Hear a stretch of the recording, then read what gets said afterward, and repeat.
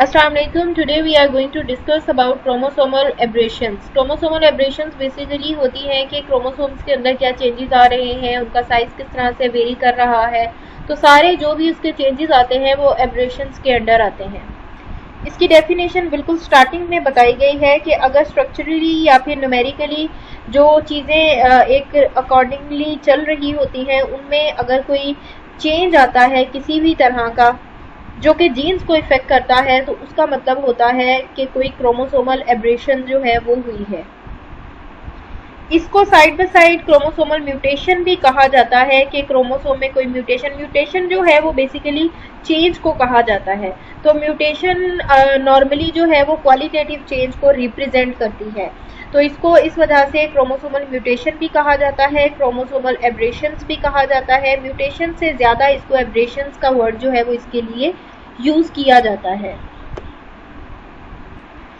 Meiosis जो है वो एक ऐसी प्रोसेस है जो बहुत ही प्रिसीजन के साथ होती है, बहुत ही एक्यूरेट प्रोसेस होती है, लेकिन स्टिल उसके अंदर जो है वो चांसेस होते हैं कि कोई ना कोई प्रॉब्लम हो जिसकी वजह से क्रोमोसोम्स का नंबर वेरी कर जाता है या फिर उनमें कोई डिफेक्ट आ जाता है, जिसकी वजह से कोई परमानेंट जो है वो डिसऑर्डर, कोई जेनेटिकली डिसऑर्डर जो है वो न्यूबॉर्न बेबी के अंदर आ जाता है और पूरी लाइफ वो उस पर्सन के अंदर वो डिफेक्ट रहता है। दुनिया में ऑलमोस्ट हर 1000 जो पीपल जो बॉर्न होते हैं उनके अंदर से ऑलमोस्ट 5 ऐसे पीपल होते हैं जिनको कोई ना कोई सीवियर किस्म का डिसऑर्डर होता है। वो मेंटली भी हो सकता है, वो फिजिकली भी हो सकता है, वो किसी भी तरीके से हो सकता है। और बहुत से ऐसे बेबीज हैं या एम्ब्रियोज हैं जिनको बर्थ से पहले ही अबॉर्ट कर दिया जाता है due to these severe problems. और इस तरह से जो म्यूटेशंस हैं वो इफेक्ट करती हैं किसी की भी लाइफ को। चेंज इन क्रोमोसोम नंबर, जब कोई एक सेट जो पूरे का पूरा क्रोमोसोम का होता है उसको ऐड या डिलीट किया जाता है तो उसको यूप्लॉइडी कहा जाता है। लेकिन जब सिर्फ सिंगल क्रोमोसोम जो है वो ऐड या डिलीट किया जाता है पूरे सेट के अंदर से तो उसको एन्यूप्लॉइडी कहा जाता है। तो ये डेफिनेशन है यूप्लॉइडी और एन्यूप्लॉइडी, इसको आपने याद करना है। इनका डिफरेंस जो है वो इम्पॉर्टेंट है कि जब क्रोमोसोम के नंबर के जो चेंज होता है उसको यूप्लॉइडी और एन्यूप्लॉइडी कहा जाता है।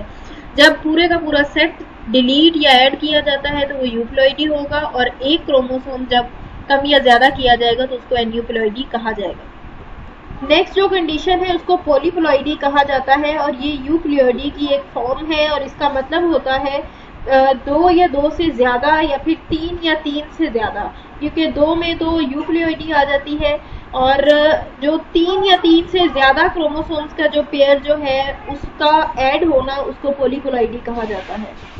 पॉलीप्लॉइडी की डेफिनेशन यहाँ पर बताई गई है कि ऐसा ऑर्गेनिज्म जिसमें 3 या 3 से ज़्यादा सेट्स जो है क्रोमोसोम के प्रेजेंट हों उसको पॉलीप्लॉइडी कहा जाता है।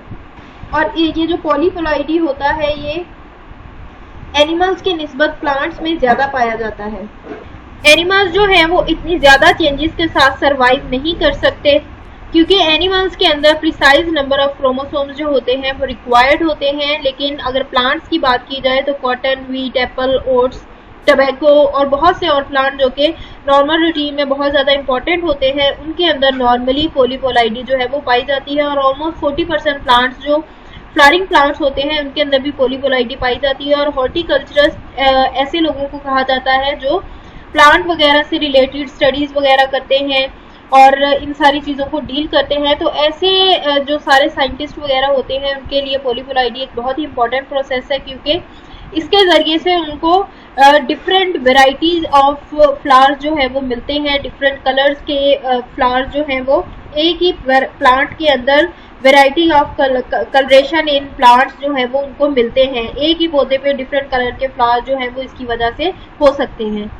एन्यूप्लॉइडी जो है वो नॉन डिसजंक्शन की वजह से होती है। मीन्स के जो होमोलोगस क्रोमोसोम होते हैं वो जब उनको मेयोसिस के दौरान सेपरेट आउट होना होता है तो वो सेपरेट आउट नहीं हो पाते, उनकी नॉन डिसजंक्शन की वजह से जो है वो एन्यूप्लॉइडी की सिचुएशन जो है वो राइज होती है।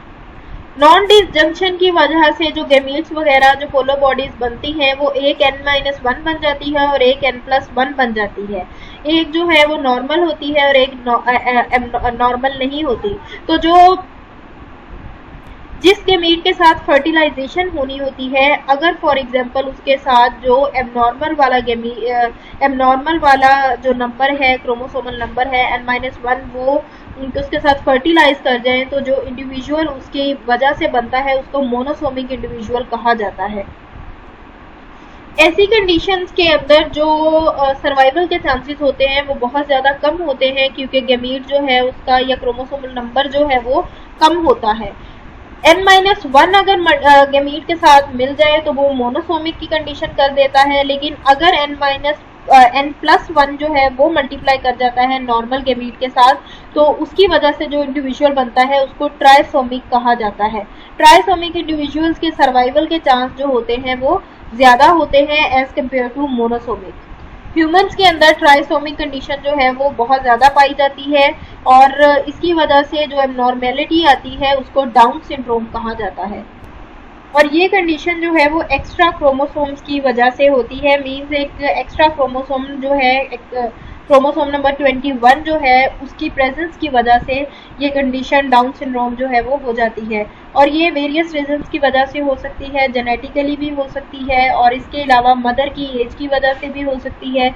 जिनकी एज जो है वो किसी की मदर की एज 40+ की एज होने की वजह से चांसेस जो हैं वो इसके डाउन सिंड्रोम के ऑफस्प्रिंग में आने के बहुत ज़्यादा हो जाते हैं। जिन मदर की एज 20 से 30 में होती है उसके अंदर चांसेस जो होते हैं वो रिड्यूस हो जाते हैं। और इसके अलावा अगर मदर की फैमिली में ये फैक्टर प्रेजेंट नहीं है और अगर फादर की तरफ से ये फैक्टर आ रहा है तो 20 से 25% चांसेस होते हैं कि नॉन डिसजंक्शन जो है वो हो जाए, और फादर की एज जो है वो मैटर नहीं करती इन केसेस में। तो ये डिजीज़ जो है वो जेनेटिकली मदर की तरफ से भी आ सकती है, फादर की तरफ से भी आ सकती है। ट्राइसोमीज जो क्रोमोसोम्स में आ जाती है उसकी वजह से मोस्टली जो होती है वो बर्थ से पहले डेथ हो जाती है, लेकिन एट टाइम्स ऐसा भी होता है कि बर्थ के फ़ौरन बाद डेथ के चांसेस जो है वो इंक्रीज हो जाते हैं। और सर्वाइवल के चांसेस के साथ साथ ऐसा भी होता है कि नॉन डिसजंक्शन की वजह से आने वाला ऑफस्प्रिंग जो होता है वो स्टेराइल हो सकता है, उसके अंदर different kind of sex related abnormalities जो है वो हो सकती हैं अगर वो सर्वाइव कर जाता है तो। फॉर एग्जाम्पल एक डिजीज़ होती है लाइनफेल्टर सिंड्रोम। इसके अंदर XXY जो क्रोमोसोम होते हैं वो प्रेजेंट होते हैं, और फिनोटिपिकली ऐसे लोग जो हैं वो मेल होते हैं और ये इनफर्टाइल होते हैं, ये फर्दर रिप्रोड्यूस नहीं कर सकते, और इनकी कुछ एक्टिविटीज जो सेक्सुअल करेक्टरिस्टिक्स होती हैं वो फीमेल से मिलती जुलती होती हैं। और एक सेकेंड डिजीज़ है जिसको टर्नर सिंड्रोम कहा जाता है, और इसके अंदर जो प्रोड्यूस होने वाला ऑफस्प्रिंग होता है वो फिनोटिपिकली फीमेल होती है।